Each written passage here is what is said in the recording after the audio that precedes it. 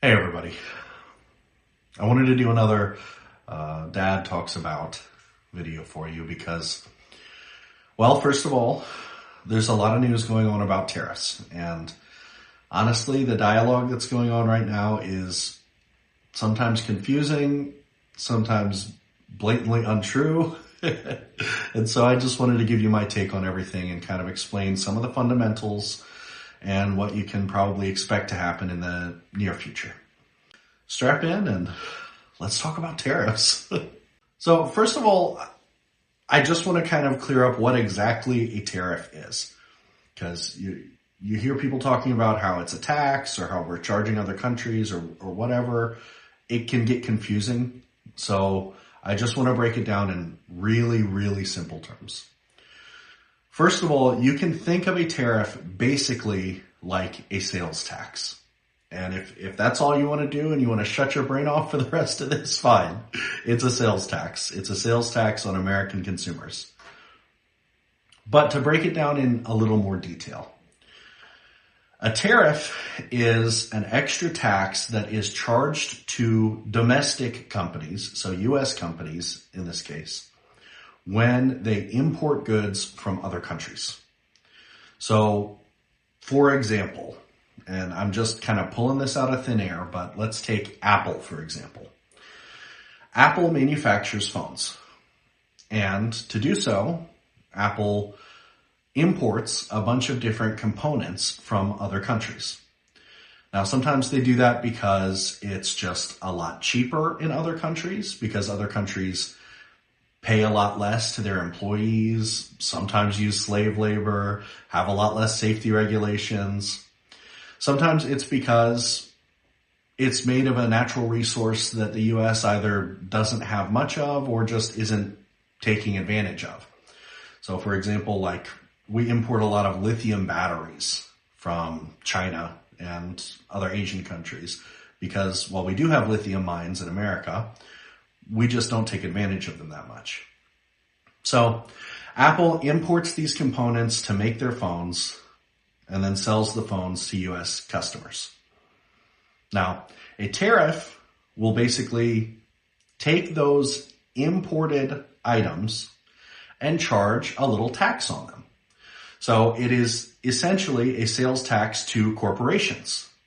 So if we, for example, bring in computer chips from Taiwan to put into our Apple iPhones, then the U.S. government will tack on a little extra percent on top of whatever you're paying and just take that. And that is essentially to encourage buying domestically. So the U.S. government says, no, we'd rather you make computer chips in our own country or buy components from in our own country. And so if you buy from somebody else, we're going to just add a little extra charge on there and take that. Now, the Trump team has talked about these tariffs as if they are going to be reciprocal tariffs. That is not correct. A reciprocal tariff is when we charge a tariff that is equal to what another country is charging for tariffs on us. So for example, in the Taiwan example, if we were purchasing computer chips from Taiwan and Taiwan had, say, a 10% tariff on US goods, we're going to put a 10% tariff on Taiwanese goods and add that on top as a surcharge for these companies, and that's that. Now, it's important that you remember that even though these charges are being charged to the companies directly, they will hit the consumers.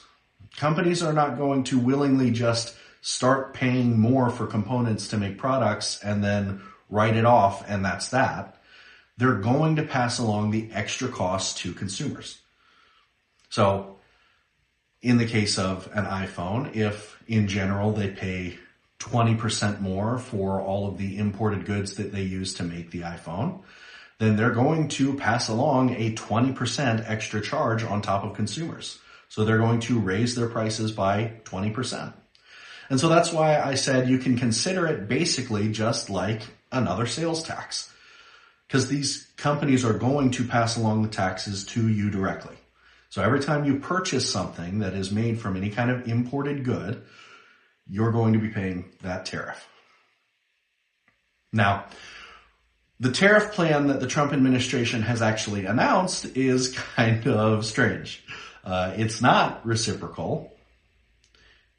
It's kind of random. Basically, the way they came up with it is they took our trade deficit with these countries in mind. They turned it into a fraction and then turned that into a percentage and then cut it in half and then said that's going to be our tariff rate. So back up a second. What is a trade deficit?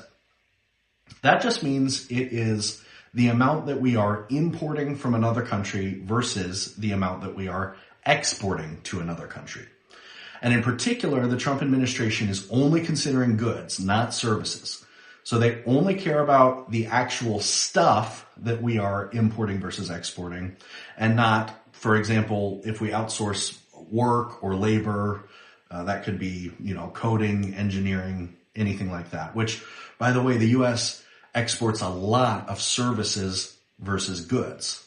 So that's one reason why these trade deficits seem really imbalanced, because the Trump administration is not taking those services that we export into account. But forget about that for a second. A trade deficit is not inherently a bad thing. It just is a thing. It's basically just kind of checking a box on an accounting sheet. Take, for example, a good like coffee. Coffee cannot really grow in the United States at all. I mean, you can grow coffee in very few places in the United States. I think Hawaii is maybe the only place in the U.S. that can actually grow coffee. So we import a lot of coffee. And that's not a bad thing. The U.S. loves coffee. We love drinking coffee and we can't grow it ourselves. So we bring it in from places that can. So we do a lot of imports with a country like Colombia because Colombia grows a ton of coffee. And if we didn't, then we just frankly wouldn't have any coffee at all. So a trade deficit does not necessarily mean it's a bad thing. It's not like we are indebted to a country. Colombia does not buy a lot of stuff from the U.S. because the U.S. is pretty expensive. We pay our workers relatively more than other countries. We have higher prices on a lot of our manufactured goods. So a lot of poorer countries are not going to be buying products from the United States like we are from them. Because, again, when you purchase from a poorer country, you are usually paying a lot less because the workers there make less, there are less safety regulations. In some ways, the products may not be as high of a quality. So a trade deficit is not a bad thing. But for whatever reason, the Trump administration has decided that that is going to determine exactly what tariffs we charge to each country. So we put a blanket 10% charge on just everybody, minimum 10%. And then if we have a trade deficit with countries, we then kind of grew it to match half of the percent of trade deficit that we have. So for example, for the European Union, we have a 20% tariff now, meaning that every single good that is imported from Europe, there is going to be a 20% surcharge added on top of it. You are going to pay a fifth more. For China, we put an even higher tariff, and God knows how much we get from China. So how is this going to work out for U.S. consumers? Well, there are basically three options. And to be completely honest, none of them are good. So let's say these tariffs work. And the way that the Trump team has described it, we want to discourage buying from other countries and encourage creating things in the United States more. So let's just say it works. And that's exactly what happens. What is that going to do? Well, first of all, we are not going to be making much money off of the tariffs themselves, which is not really a good thing because we're kind of counting on that extra tax revenue to make up for the absolutely massive tax cuts that the Trump team is about to give to billionaires.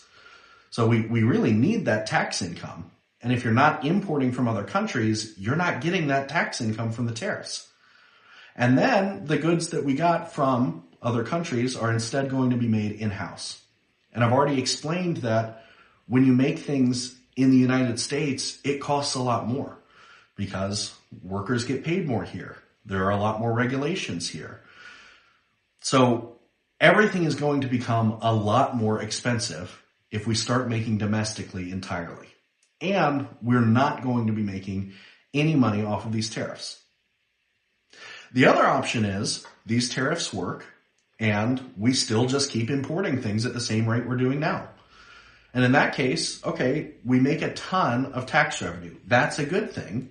We need it because, again, the Trump team is about to give these massive, insane tax cuts to billionaires. So we get a ton of tax money coming in. And by the way, it's coming out of your pocket. If you buy anything in the United States at all, you are paying these taxes. And the price of it is going to be higher. Like I said, the minimum tariff is 10%. The maximum tariff that I saw on President Trump's special chart that he held up for everybody was 99%. So basically anywhere from 10% to 99% is how much the prices are going to raise for the goods that you buy.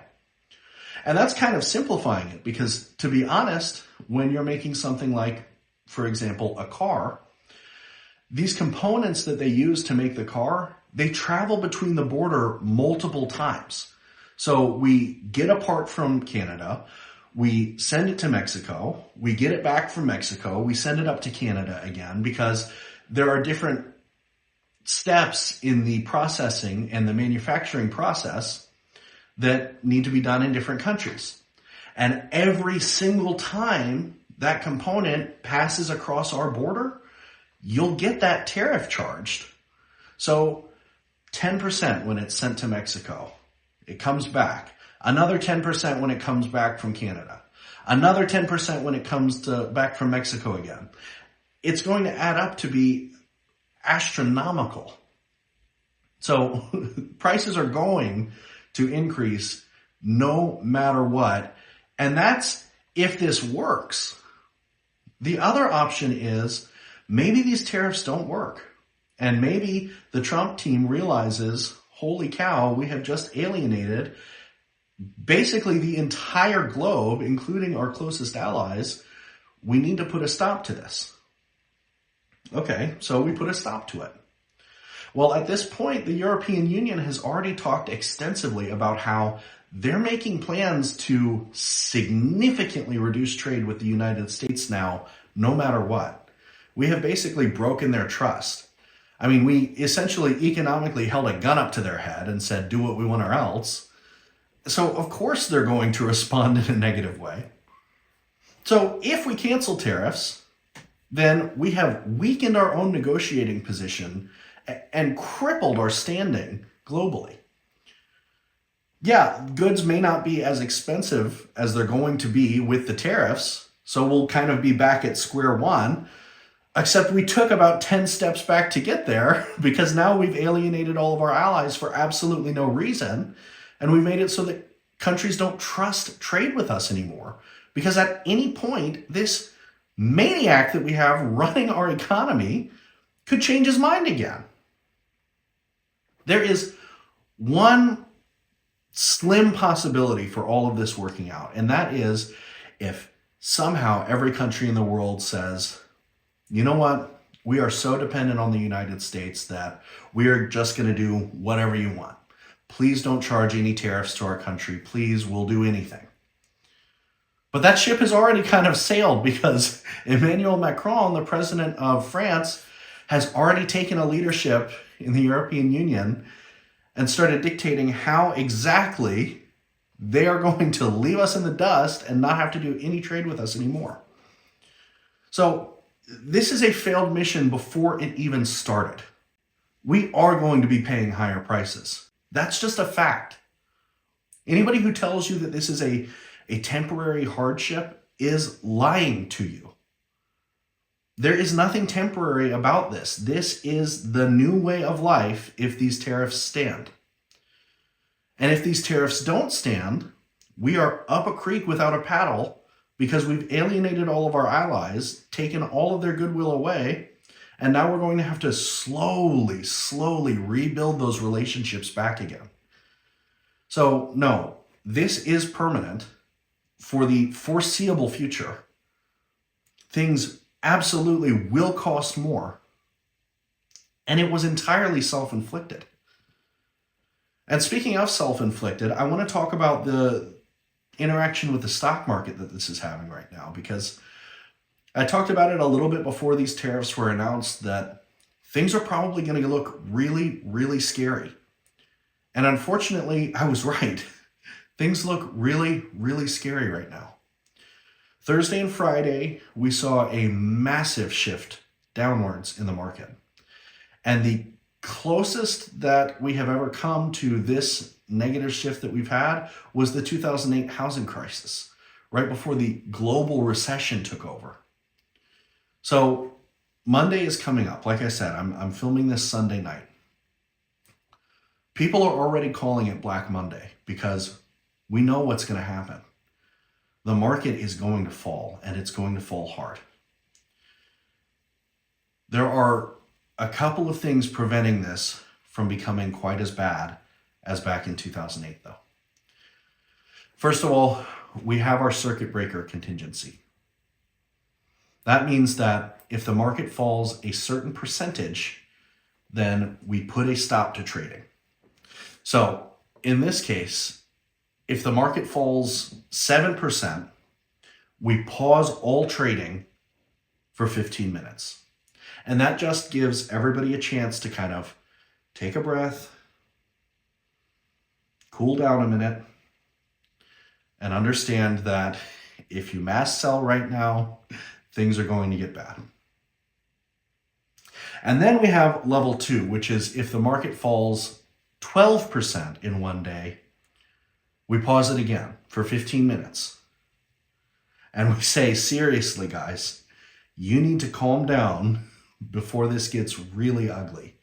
It looks bad right now. Everybody's selling. That's making prices drop like a rock. Chill out for a second. Hold tight. The market will get better. And then finally, we have level 3 of our circuit breaker contingency, which is if the market falls 20% in one day, we close trading. And we say, we're putting a stop to this now, all day. So absolute worst case scenario, the market is going to fall 20%. That is horrific.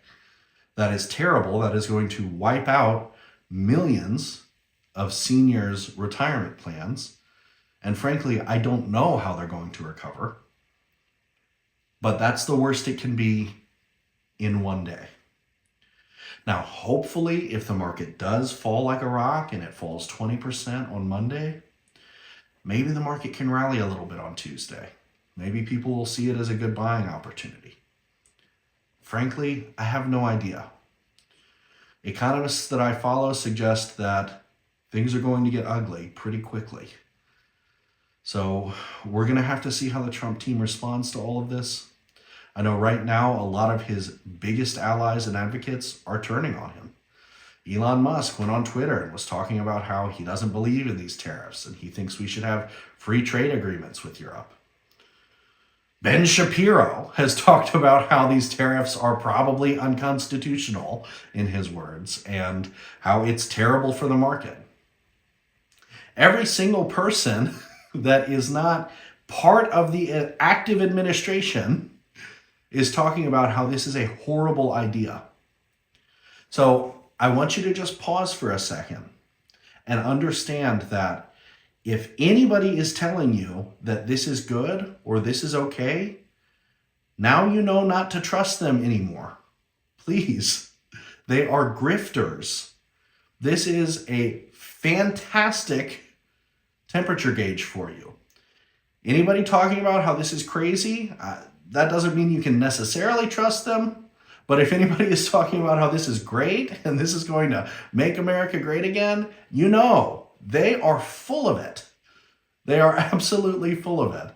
Because from the left to the right, everybody who is critically thinking about this at all can tell you this is a horrible mistake. Now, one thing I did want to mention, because this has come up a few times as people try and advocate for these tariffs, is, well, if people stop buying internationally, then we're going to bring back production to the United States and we're going to create a ton of jobs. And I just want to spell it out for you. The Commerce Secretary of the Trump administration, Howard Lutnick, went on Fox News and said the quiet part out loud, that most of the manufacturing that's going to come back to America, and that's if it does at all, is going to be automated.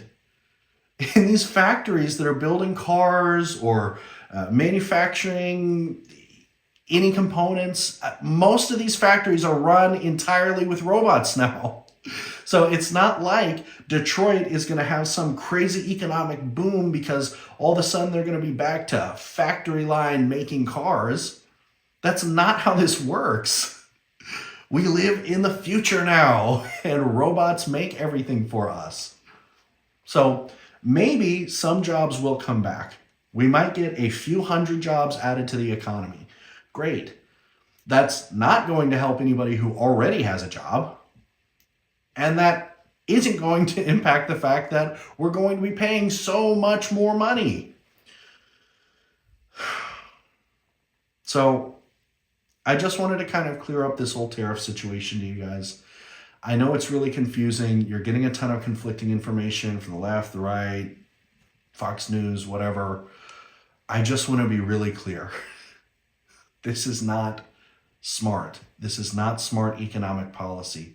There is not a single economist who thinks that this is a good idea.